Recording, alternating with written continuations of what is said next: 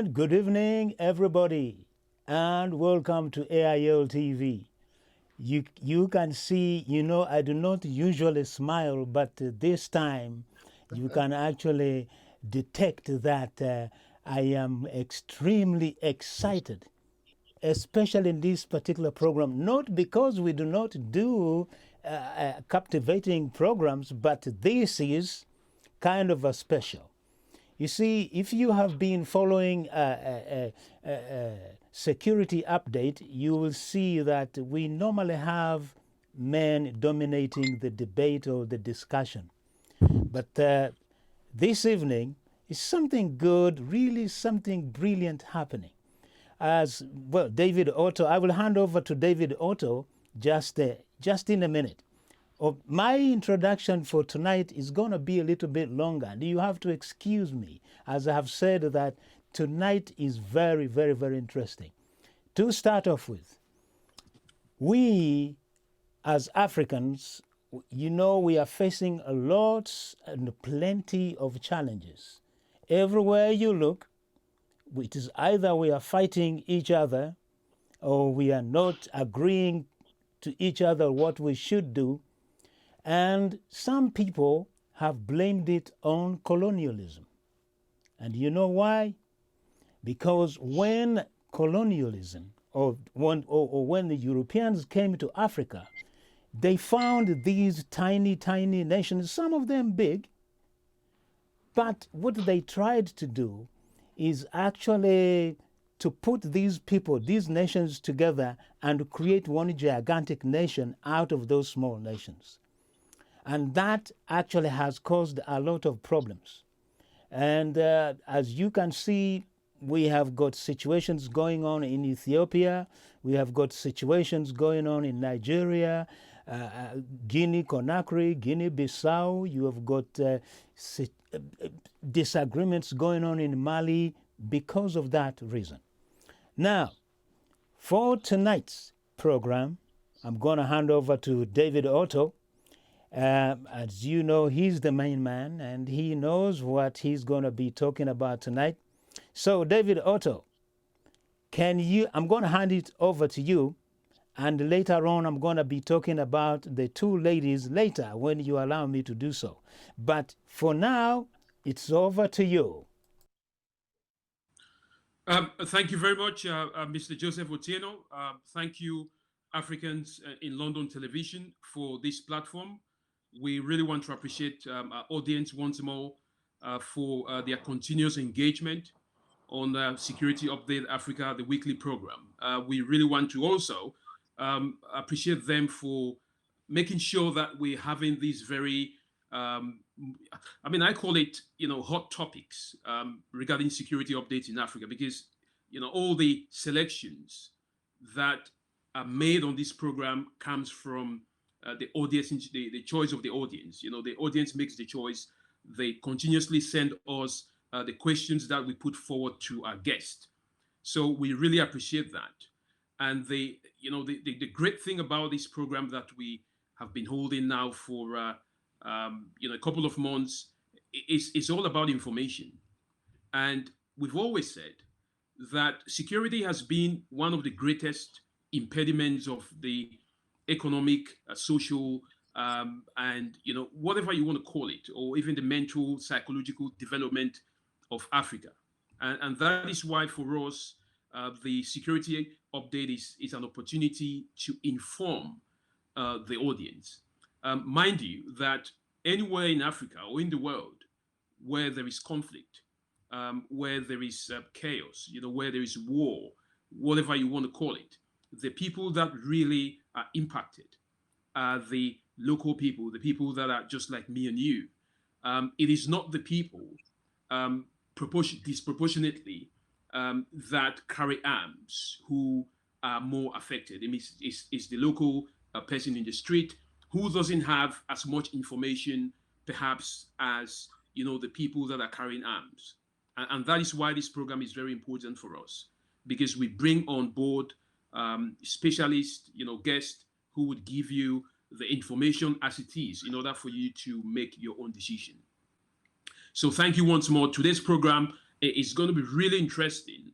Mr. Joseph Otieno has made some very minor introductions, but I mean, I don't see my guests as men or as women. I see my guests as people of high intellectual capacity, people that want to see the common good of Africa, irrespective of gender. So it's important that we continuously tap into these brains, get their perspective, and make sure that we can inform the audience as much as we can. Again, today's topic is going to be on two very important countries in Africa. One of them is Nigeria, which is the backbone or the heart of the continent. It's the most populous nation in Africa. I mean, there are statistics that argue that 1 in 10 Black people in the world, comes from Nigeria. I mean, I agree with that. Some might decide to disagree with that, but Nigeria is one of those countries that Africa needs in order for Africa to breathe. If Nigeria collapses, I can tell you that Africa is also going to collapse. And then talking about the next big country, one of the key countries in Africa that I have so much respect, and I'm sure that you all do, is Ethiopia. I mean, one of my greatest happiness was when I traveled to Ethiopia and I saw how developed the country is. The aviation industry, is incomparable to anything you can really think of worldwide. I mean, that's how powerful Ethiopia is development-wise. It's also the seat of the African Union, so it tells you the position that Ethiopia occupies. And unfortunately, but I think I really don't want to use the word unfortunate, but I think what we're having in the recent times is seeing the way that security is impacting on these big countries that I've named. And that is why we have to talk about it. Of course, Nigeria has issues ongoing with not just the NSAS movement, because the NSAS, it's not the primary security issue in Nigeria. I mean, it's something that is an impact of a lot of insecurity in the northern part of Nigeria. Talk about insecurity in the Middle Belt, in the Northeast, in the south of Nigeria. I mean, it's a general impact of the insecurity situation that is happening in Nigeria. But again, it has come to light in the most recent events. Accusations and counter accusations. Issues of police brutality. Some talk about NSAS as the beginning of end police brutality in the entire Nigeria. Some talk about ending brutality, not just within the police, but also within the military.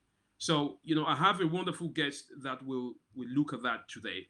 And going towards Ethiopia as well, we know of the ongoing issues in the northern part of Ethiopia, in the Tigray region, where, this is, I think, day 16 of the war that was declared between the Tigray People's Liberation Forces and the Ethiopian National Defense Forces, not just in the region, but perhaps out of that, because we've seen scenarios of the internationalization of the crisis.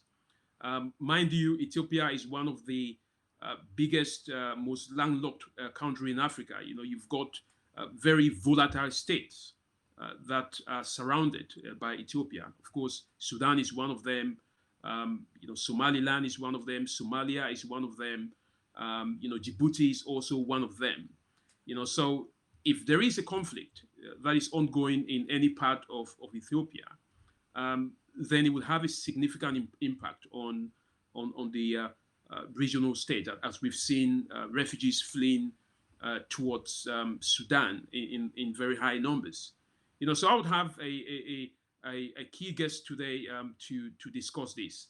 So ladies and gentlemen, let me introduce my guest, Princess Moradeun, who is a broadcaster of the very best of Nigeria. Welcome to this program, Princess.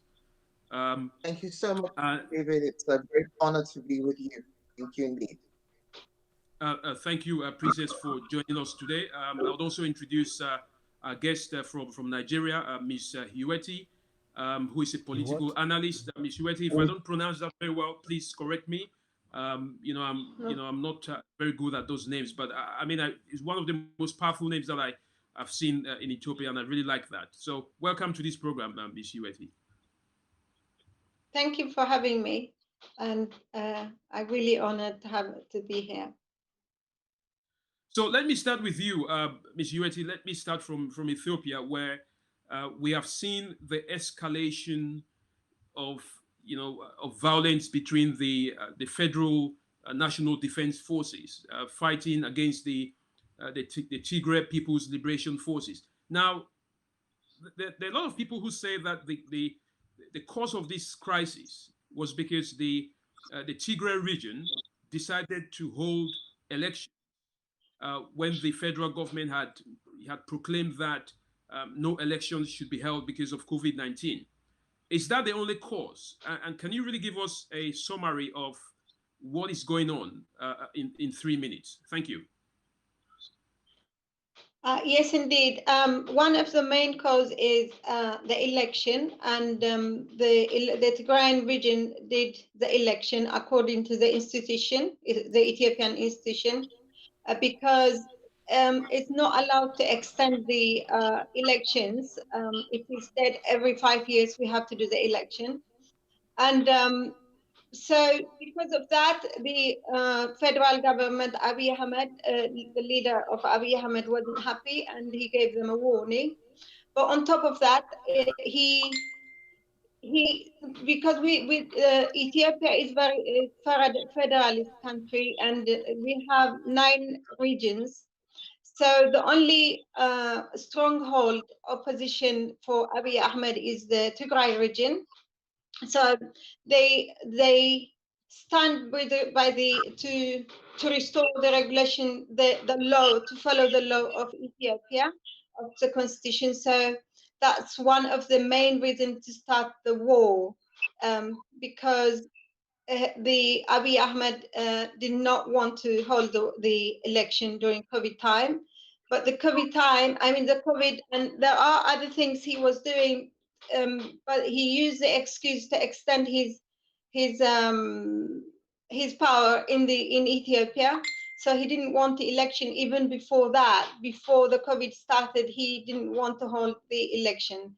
So that's why they continue to do, the Tigray region decide to do according to the law, follow the rule. So after that, he became obviously illegitimate according to the Ethiopian institution. So that's one of the main reasons. However, it's been happening, the killing and the war has been happening in other part of Ethiopia as well, like the Oromo region, in Kamant, in Amhara region. All these atrocities been happening everywhere in part of Ethiopia. For example, if you remember, there were 12 generals been assassinated. Nothing was happening ethnically, especially from Tigray, because he was the head of security, was assassinated. The same thing, since Abiy Ahmed came in 2018, he invited all the opposition party and activists to Ethiopia to have a peace dialogue, but most of them are imprisoned, and because they want a democratic country to be elected, and to have a dialogue, and Ethiopia to be a democratic country and have their own regional leaders, but he didn't want that. So that's why one of the main reasons the war started. This is from my perspective. Yes, that's a good point. Let me ask you another question, because I understand that the Tigray were in power for more than 3 decades before the Prime Minister came to office in 2018, and they had decentralized the political system in such a way that it was kind of a federalist, of course, which is what is now. It was a federalist system where each region had its autonomy. Now, when the current prime minister came to power, he wants to centralize the system of governance. do you see this as one of the reasons why tensions have been happening between the central government, so to speak, and the Tigray region? No, I don't think so, because the power they using the power was held for over 3 decades by the TPLF, but it's not true. It was a joint power from 9 regions leadership, and we have a parliament election, and everyone, each of governments were leading their own region according to the federalist rule. So I think that is an excuse to attack the northern part of the government. I don't agree with that. So this is basically, since he came, he just want to, maybe heard of it from his parliament, maybe he's always want to be the king of Ethiopia, including Somalia, Sudan, and other part of Djibouti. He wants to be the president instead of allowing other regions to have their own, leading their own rules. So that's one of the reasons. He had a dream to become a king, and in his parliament openly told the parliament group that his mother told him since he was 7 he's going to be the son of Ethiopia. So that's what his dream is. That's why he's trying to distract all the leaders from each region of Ethiopia. That's my understanding. Thank you. Before I get to Princess Moradeun, let me ask you this final question, because I think it would set the the tone of this discussion. I understand from talking to people that the immediate cause of this conflict, which of course has been accepted by the TPLF, is that there was an attack by the TPLF on the regional Ethiopian National Defense Forces and some of their ammunitions. But that attack was triggered because the federal government refused to pay the financial obligation that it has on the Tigray region. Is that correct? The trigger was, it's not only that. For 2 years since he come to power, I think he feels that the TPLF are powerful, and they might influence his power. He might affect his power. So what he did was, for 2 years since he come, and he basically, Tigray was besieged by all over the country. From Sudan, there is no exit, and he stopped all the yearly finance, and he stopped all connections, road connection, except for between the Afar to Djibouti. Otherwise, we were like, the Tigray region was completely sieged, surrounded, no roads, nothing, safety. Everything was closed to the Tigray region. So the people of Tigray was suffocated. They were ethnically profiled, giving them names, and I think one of these is triggered. But having said that, the war, he was preparing for the war, and all the defenses, bringing all the United Nations peacekeepers. He brought them from Somalia and from South Sudan to bring them, and he brought them to prepare for the war before the 4th of November, since he officially declared the war. So that's my understanding. Thank you for that. Let me come to Princess Moradeun. I'm sure, Princess, you're very familiar with ethnic divisions in Africa. I am. We have it all over Africa. In Nigeria, we have what we call the Wazobia, which is the Igbo, Hausa, and Yoruba. But of course, those are not the only tribes in Nigeria. But significantly, those are the what we call the 3 big guys. When it comes to ethnic or tribal issues. I also understand that beyond tribes in Africa, we have religious divides.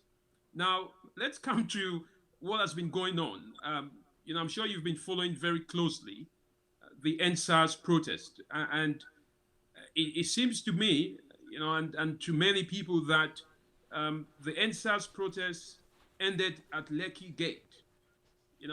Is that where we are now, or has a good cause been sabotaged or ended by a bad cause? I mean, how do you put it in your perspective, Princess? Thank you so much, Mr. David. Well, NSAS has not ended. NSAS cannot end. NSAS is a name that the youths of Nigeria decided to march with this time around. We've been having similar types of protests since I was a youth. I'm now in my 60s. Since I was a teenager and I started working television in Nigeria. And at that time in the 70s, Nigeria was ruled by the military. So we were under a dictatorship. And rather than the police, brutality that this present generation were facing, we faced army brutality as well as mobile police brutality. I mean, we saw many of our peers and our colleagues drop dead from being shot. So this has continued as far as I can remember.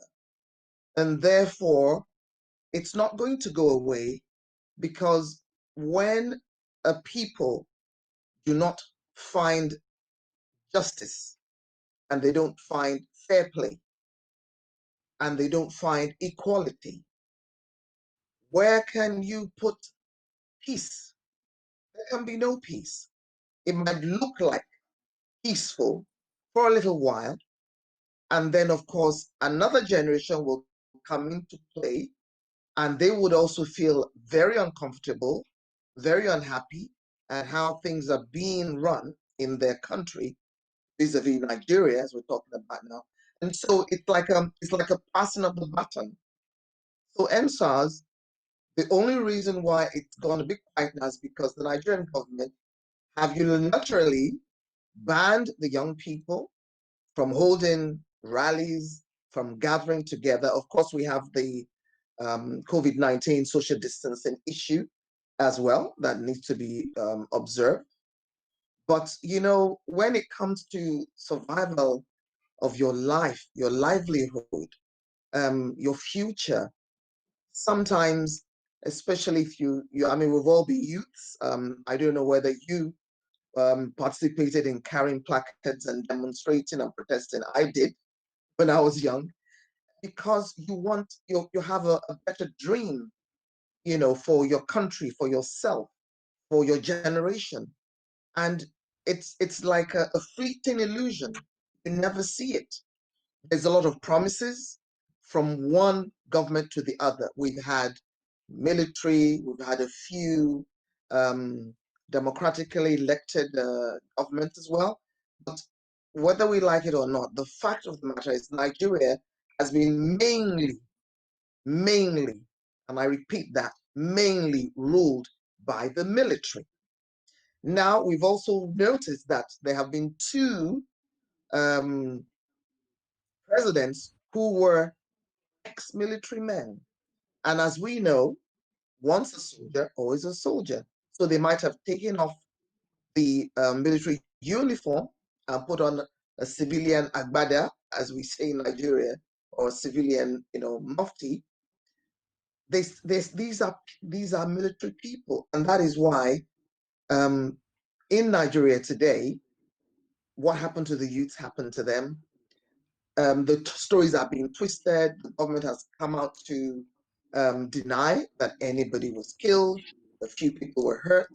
But we have seen on foreign television channels, I don't want to mention names, whereby the use of highly technical modern equipment are being used. This is the age of technology, whereby we were able to actually see exactly what happened in audiovisual. We saw everything. We saw how the guns were shot. The government then said, "Oh, the bullets were shot into the air." We saw in those video clips how bullets were shot into the crowd. Who are these crowds? The youths. These are youths, and when we're talking about youths in Nigeria, I believe we need to understand that there are two types of youths. We have our youths that are graduates. Some of them have a master's holder, some have PhDs, but because there's no job, there's no work, they become creative and inventive and innovative. So they either become small entrepreneurs or they come together to form little partnerships to just create work for themselves. Many of them are in the entertainment business. If you look at our artists, when we talk about musicians, actors, actresses, and people who are in the creative business, set designers, fashion designers, etc. Majority of these young people are graduates with a variety of disciplines under their belts. But because of the lack of work, they all got themselves busy. So those were the majority of the ones we saw at the NSARS. Now, there's another group of youths, and I'm not saying this in any way to even demean them, because these are youths that either didn't have the opportunity to go to school, or the opportunity to even learn a trade. So the majority of them ended up as what the government has called hoodlums or miscreants, or thugs. These same young people are the young ones that the politicians use when they want to campaign, when they want to do a variety of the dirty business that they do. So obviously, when there's nothing else to do for these youths, they turn into what is now called or classified as hoodlums. So they are also hungry. Princess, Hungry Princess, let man me, is an angry yes, man. Princess, let me, because you've made a very good point, and I wonder what you think, because when you talk about the real NSAS youths, and then you distinguish them with other youths that are hoodlums, isn't this the same divide and rule tactics that perhaps a state would use to show that there are good youths and there are bad youths? But it doesn't actually happen during elections. I mean, during elections, all the youths, their votes count as one. There is no, votes for, for the real youths, and there is no votes for the hoodlums. I mean, it's almost like, the divide and rule system, which creates a division. Is that not what we shouldn't be promoting? The word I was trying to share with you and our viewers how the Nigerian government. That's why I first used myself as an example. I was also a youth.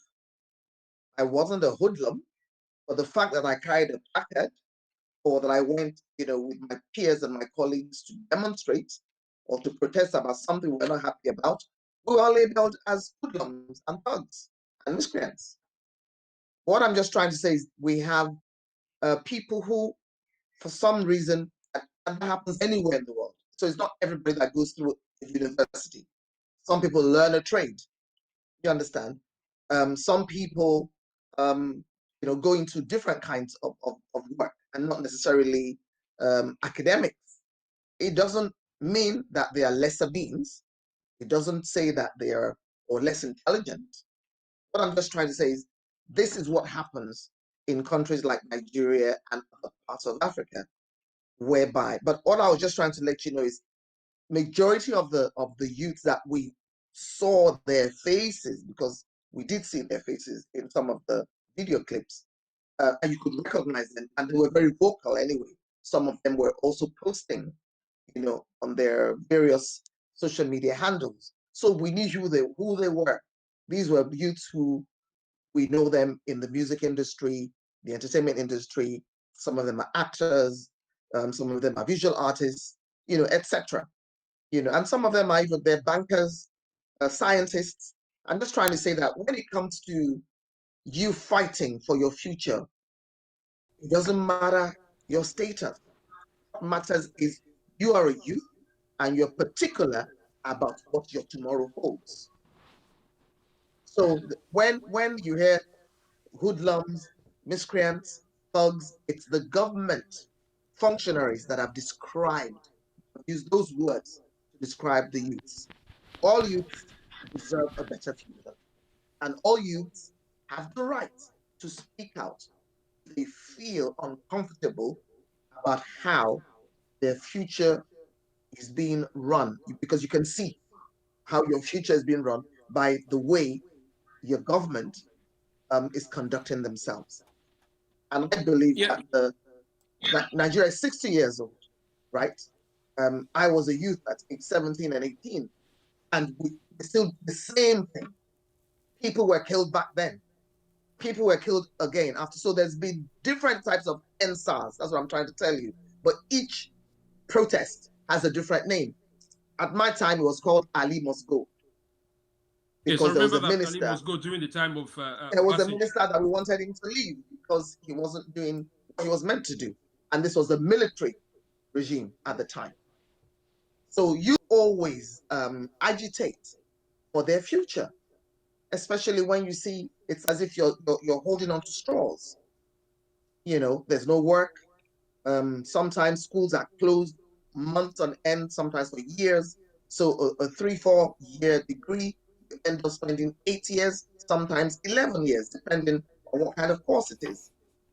So until they start listening, until the government and the people in authority, and when I say people in authority, I'm not only talking about politicians alone or civil servants. There's also the corporate sector. What is their role? Are they just there to set up their businesses and just make money? And I'll come back on your thoughts on that, Princess.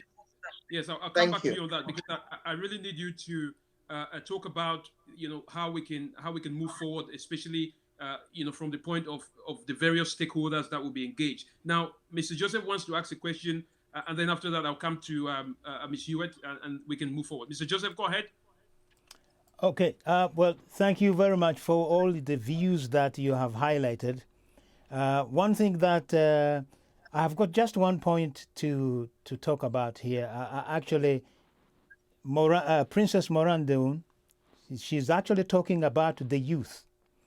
Now, when you look at the youth, as you are saying that the youth, they have to react according to their situation. Same thing. Basically, the youth of Africa, I do not see whether they have got a future, because their future, nobody is determining their future. So we want actually to discuss this issue from Ethiopia to Uganda. Uganda, the other day, they have killed about 60 people because they had enough. So you, as people who have got a voice out there, what can you actually do, or how can you bring this discussion about the youth? If the youth themselves are not empowered to see their future, it means that the youth will always be in trouble for many years to come. What do you see that? Let us start with Mrs. Is it Hiwot? Hiwot? Hiwot. Yes. Yeah, but before you go on, we want also to clarify, because there are people here on social media. They are saying that you have kind of misplaced information about what Ahmed B. Is it Ahmed Bi, or what is Abiy? Yeah, the yes, president, the Prime Minister Abiy Ahmed. the president of Ethiopia. So I think what we need also to talk about, if you have got facts, you can bring those facts up. But if you do not have really the facts, because we need to verify them. You see, when people are watching us, some people take sides, and you could be even saying something true. But anyway, let us go to the issue of the youth. Thank you very much for bringing that up. Okay. From my point of view, the problem with the youth is it is in Africa there is no a good education, and also a poverty. Government is African government only cares about themselves and about the children. They don't care about other poor children, and so African governments have to think and have to put a good education, and also need to work with the poor people. Poverty is most important in Africa. So they use, I mean, when they have not good education, you know, enough food to eat, they are migrating from their own country and become slaves in Africa, if you see, you can see in Libya and other countries, they become slaves. They're selling them. They're selling them like as if non-human being. They become the center of human traders in Africa. The Africans, most Africans, you can see in Libya, you can see all in Arab countries. Really, it's the lack of education, and also poverty is the main reason for young people at leaving the country and also becoming criminals sometimes.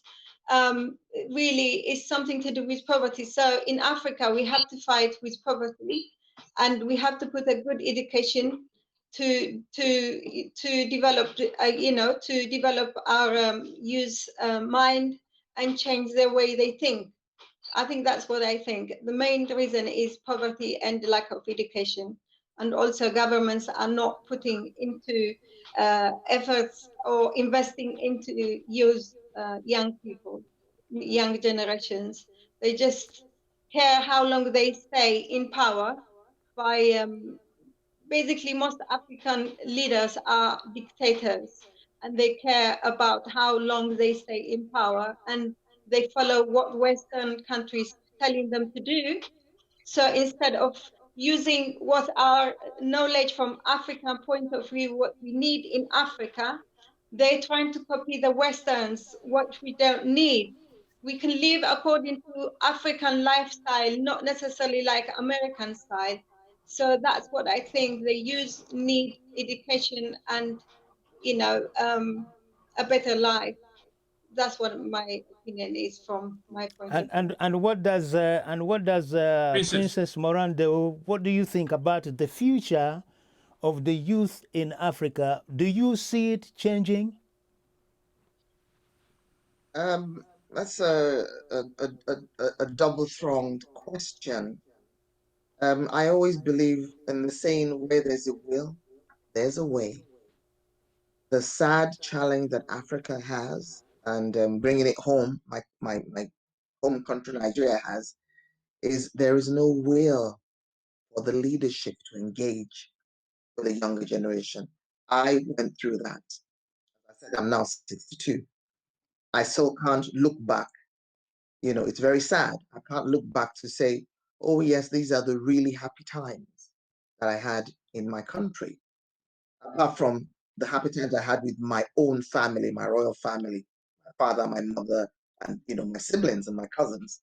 But when you look at the larger society, one has always felt as if you're living under oppression continually, and when you try, it's like you're hitting your head, against a wall, or you could be picked up. So you're also living in fear.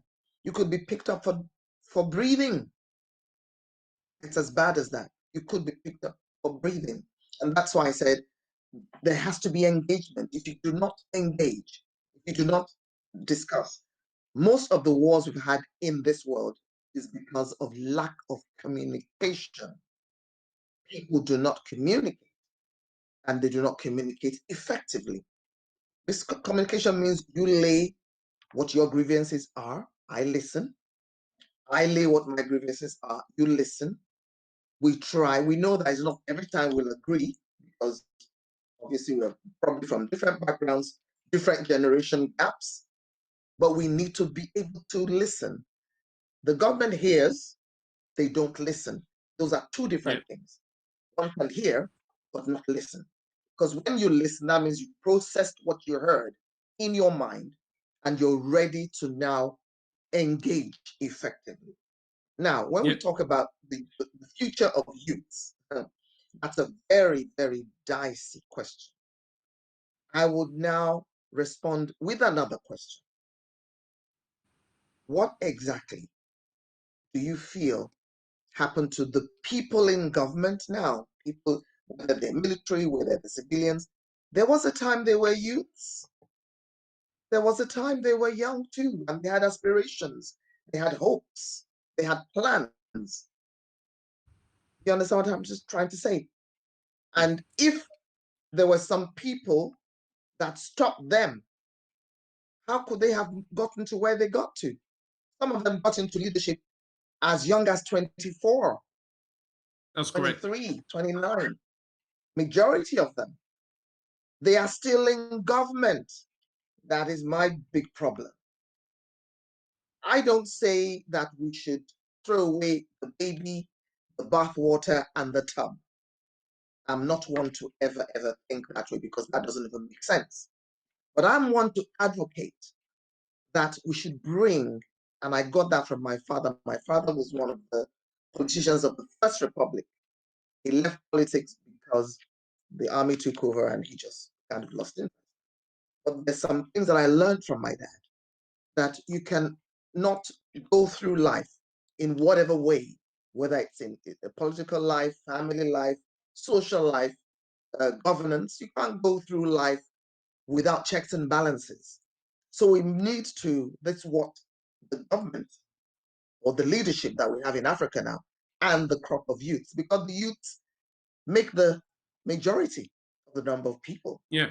We need to bring the knowledge of the past to meet up with the experiences of now, to be able to chart a future, so that that future can accommodate both the young and in preparation for the coming generation. Yeah. Or Thank you else, very much. and Yeah. like a vicious cycle. Yeah, thank you very much there. That's a very good point. And I want to pick from the points that you made two key important points. Mr. Joseph, can you adjust the volume? I think something is on or off somewhere. Ms. Hiwot, Princess Moradeun talked about two key: communication and engagement. And I mean, I was reading a press briefing from the U.S. Representative to Africa, Thibault Nagy, in which he made very clear, together with the U.S. ambassador to Ethiopia, he said that mediation was not on the table between the TPLF and the government of Ethiopia under the Prime Minister, and he made very clear that that was a major concern from a political analyst point of view. Now, do you think that this phase of the war, which is being seen, in other words, as an asymmetric, sorry, as a conventional warfare, because it's been fought primarily by the Ethiopian National Defense Forces and the Tigray People's Liberation Forces. Now, do you see that degenerating into an asymmetric warfare? Take it into context, the ethnic narrative being whipped up, by all parties. Is that what you see, and what is the danger in that? Yes, indeed. I see that the war is entering into civil war, and the government probably does not want to hold the peace because he wants to, because if there is a dialogue, he will go into election. So what he's doing is the main region of Ethiopia, the northern part of region, the Amhara and Tigrayans, he made them involved to fight against the Tigrayan of people, which forcefully, most of the militias forcefully been fighting with Tigray. But more than that, internationally involved, Eritreans involved, United Emirates drones are used in Tigray, have been bombed intensively every day in the big cities, mainly in Mekelle, destroying the main university of Mekelle, all infrastructures of Tigray or Ethiopia, I would say, because Tigray is part of Ethiopia. The dam of Takaza was bombed by the federal government. Sugar factory was bombed by the federal government. So Ethiopia is actually in a civil war right now, and also spreading all over Africa because it involves Djibouti, it involves Eritrea. Eritrean troops are surrounding Tigray with the incorporative with the Ethiopian troops. Drones used to actually finish off Tigray because they are stronghold to stand for their rights. So the war is spreading. I'm worried that I'm concerned that other Middle East of actresses will involve and destroy Africa, because there are other reasons because of the lack of water in Middle East, and they are the main playing actresses to increase these conflicts. And Abiy Ahmed is going everywhere to international, to all Africans, to be packed up by other Africans and Arabs. Sometimes he changed religion. When he go to the Arabs, he said he's a Muslim. Other countries, he's Protestant. When he's in Ethiopia, he says he's Orthodox. He's creating conflicts between religiously. Can you hear me? Yeah, I can hear you, but I wanted to ask you something regarding that. You made some points there, but from what I understand, the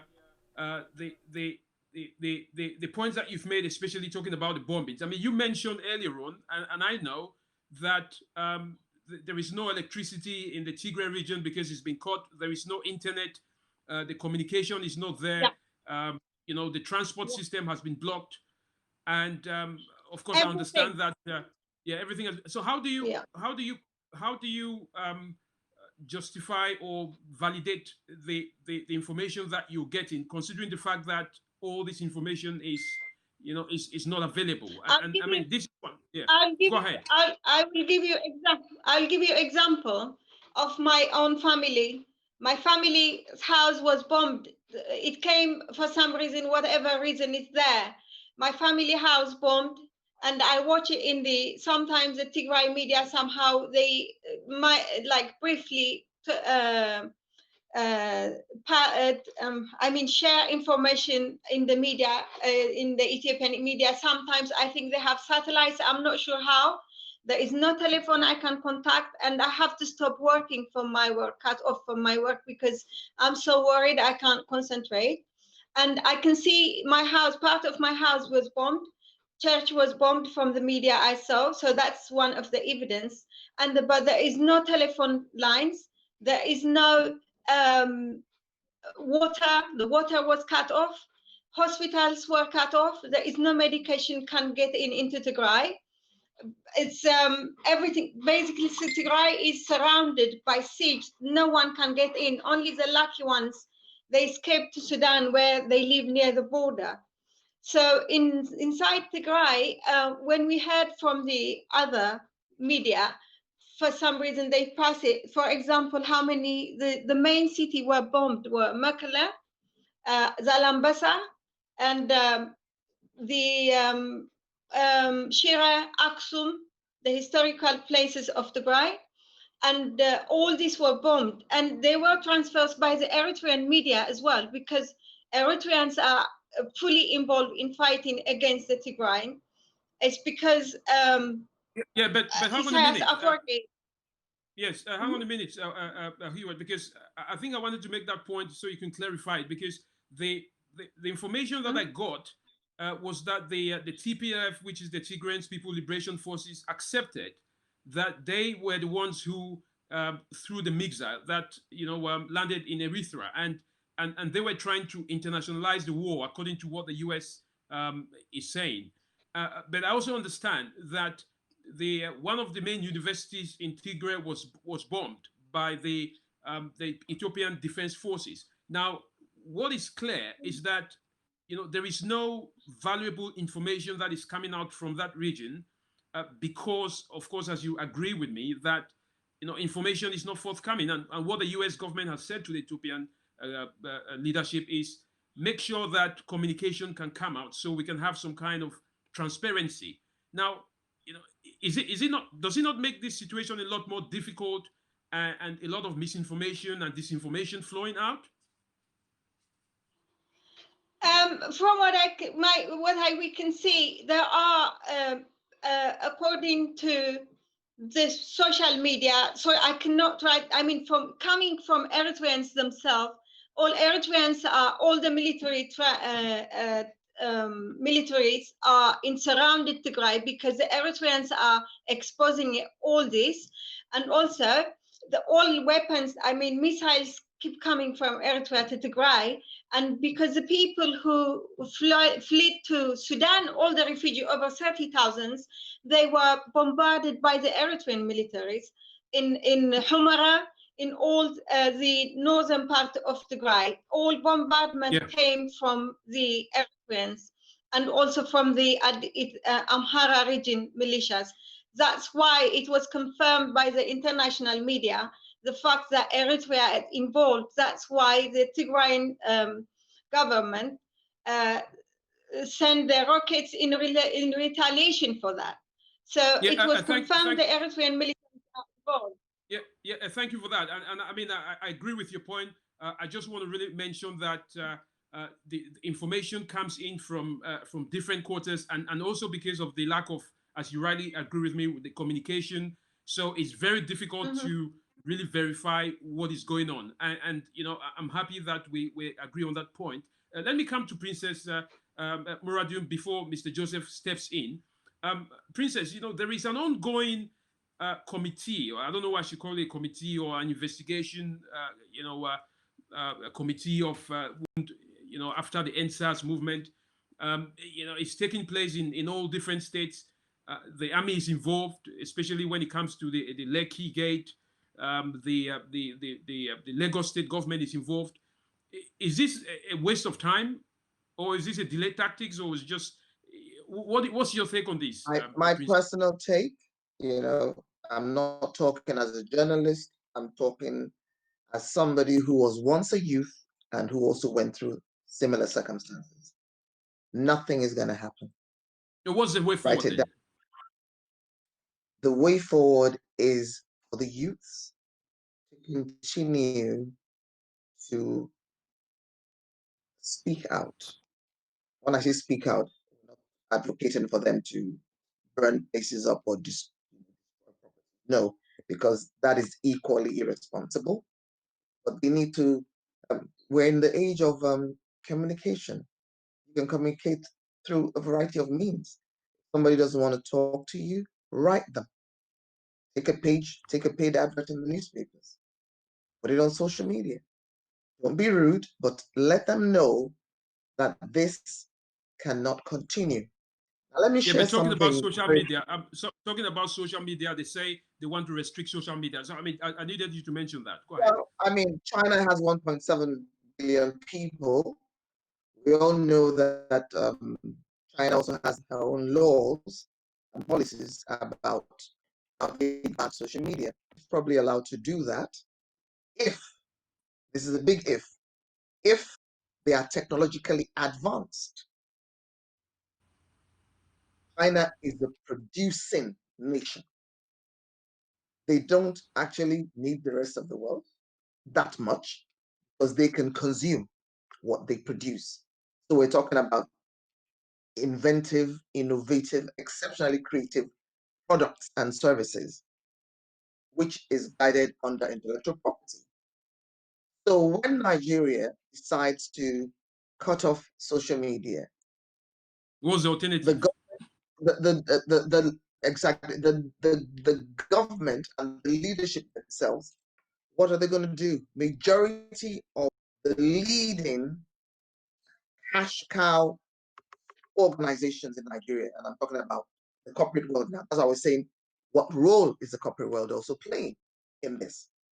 They all need social media. I mean, you know, this is where the world is now. This is 21st century. So even with the fact that we still struggle with electricity is an archaic, and I say it again, it's an archaic technology. Nigeria Princess, I know you're making a very good point, and I really want you to touch on this because you know this is really great. When the Nigerian government, for example, talks about restricting social media, what do they mean by that?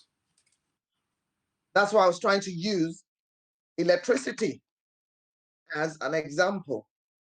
This is a country that's still struggling to effectively give the entire nation energy.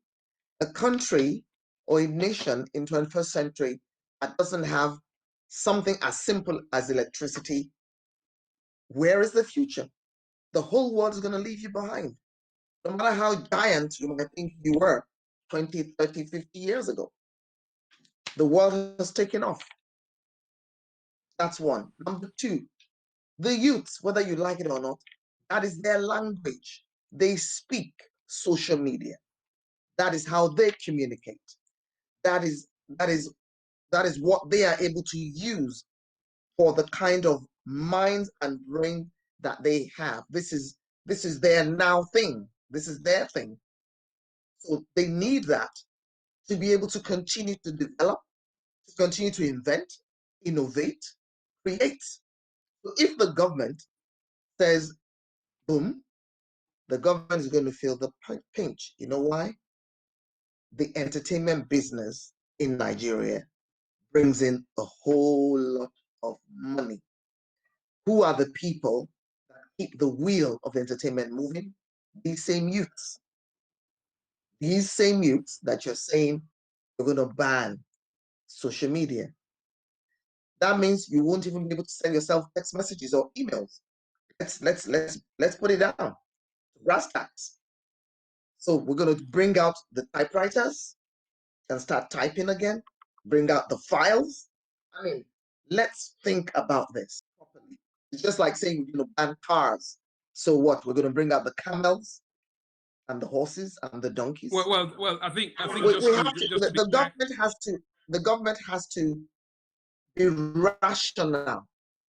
When you can't say because you're pissed off, excuse my French, or you're angry with how the youths have reacted, okay, and then you say, okay, yeah, because I want to kill this fly, I'm going to use a sledgehammer, and you forgot that the fly is sitting on your toe. So what's the sledgehammer going to do? It's going to smash your entire foot. Thank you, Princess. I mean, you make very good points. I mean, the very key point which we have to make is that even when they say that they would restrict, social media, nobody knows what that means. And again, as you rightly said, that's very is very neither here nor there. It's they're not being specific. It's non-specific. That's a good word. And because we're going to round up soon, I wanted to get the last views of Ms. Hiwot in terms of, the war is ongoing now. People are fighting. People are dying. The population is getting the brunt of this. From a political analyst point of view, I mean, what is the future? Do you think, these two parties are going to engage in any talks? Are you optimistic, or what should be done, or what could be done to really stop the war? Can you just make it for 2 minutes, because we're rounding up? Go ahead.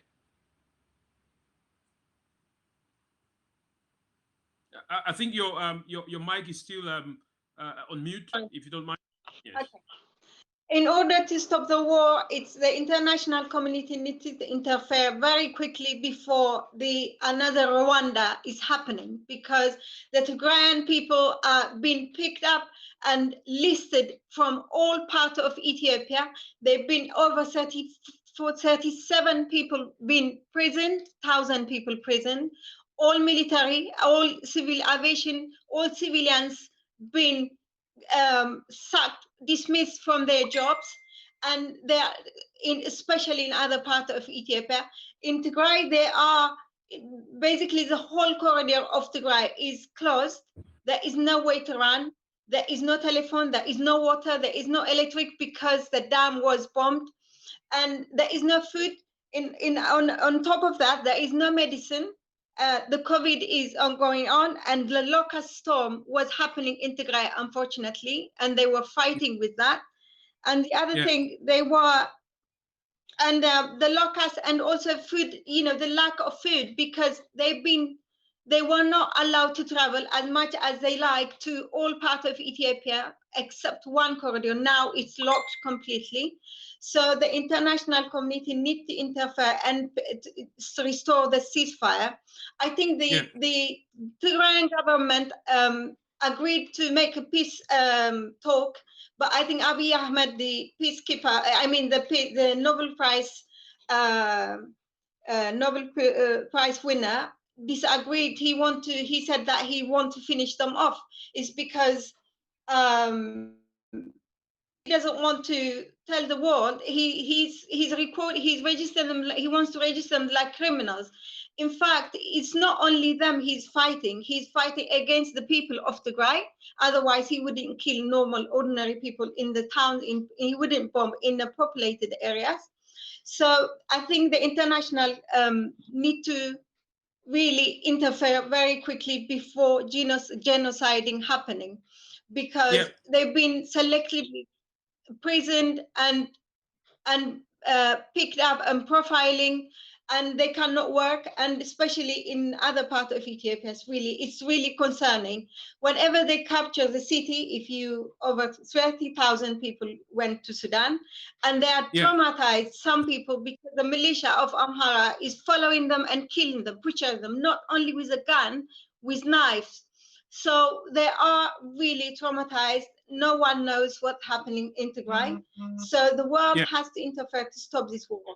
And especially, especially medication, like international supports used to be given to Tigray. No one, I mean, Abiy Ahmed stopped all this, all infrastructures, all telephone lines. He removed it to Addis Ababa. Therefore, no one can use it. No one can make a phone calls to their family.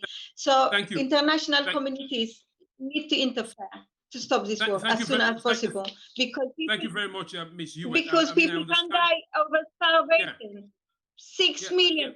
And also in his Ethiopian media, they said 95 million people against 5%.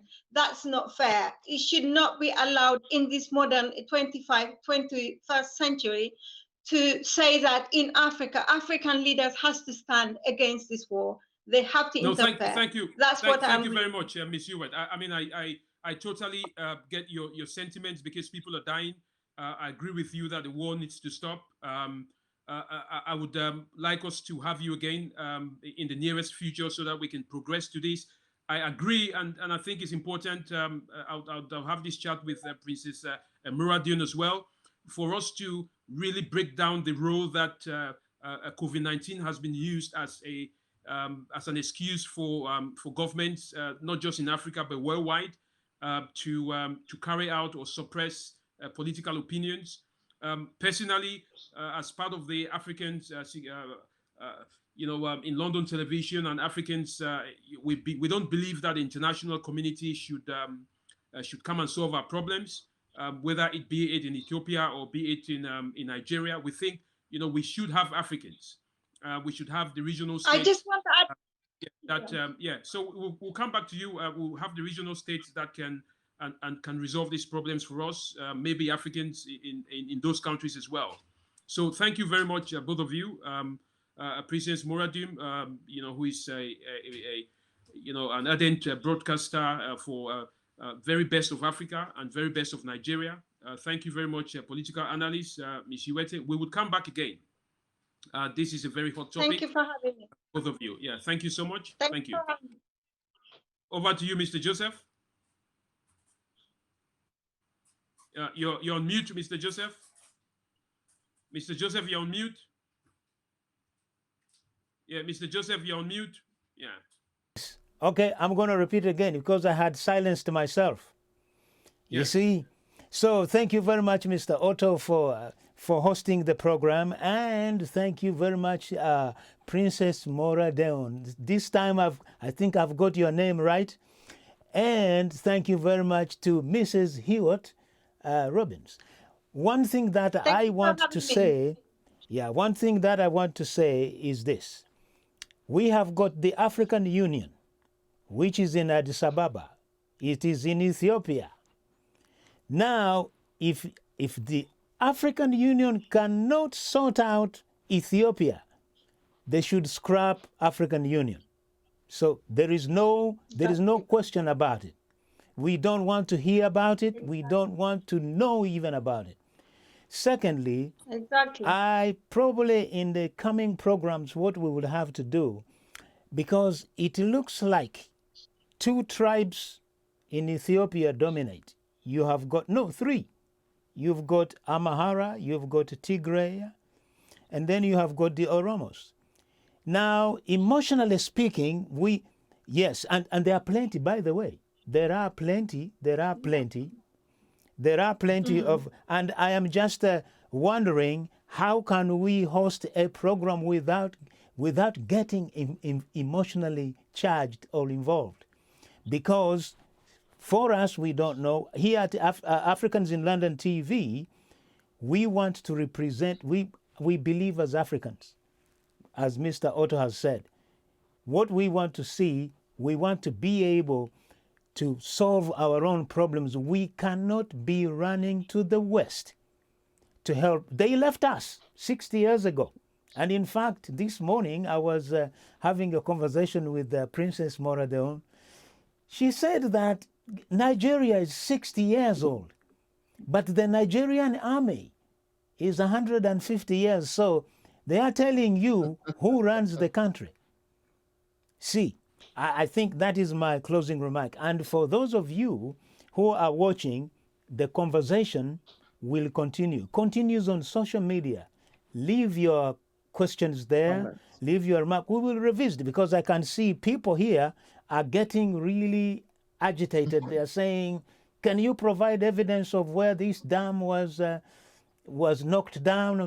So I know, say for example, I am from Uganda, and Kenya, of course, but sometimes I will speak passionately about Uganda, and then all of a sudden I will switch to Kenya because I know I belong to those two countries. Yes. So, but I am learning to detach, to take off my emotional attachment to those countries, especially when we are discussing matters like this. When you see the West or Europeans, how they have managed to govern their people, you have to remember, Europeans, they were savages. Seriously. They were fighting each other every day, 300 years ago, probably until 150 years ago. But they managed to detach their emotions from governance. So they will say, this is what is happening today, and that's it. You like it or you don't like it. If the law is passed, it's passed. So, and on that note, gents, we're going to have you back anyway, because we know now we have managed to trace our legendary broadcaster, the one and only Moradeun, the African broadcaster. So, until next time. So, yes, you have just had a captivating discussion. We have discussed about the youth. We have discussed about issues that is going on in Ethiopia. And as always, Mr. David Otto delivers. So until next time, we will be back again the same time Friday with more captivating program. We might even be talking about Uganda. You never know. Until then, ciao.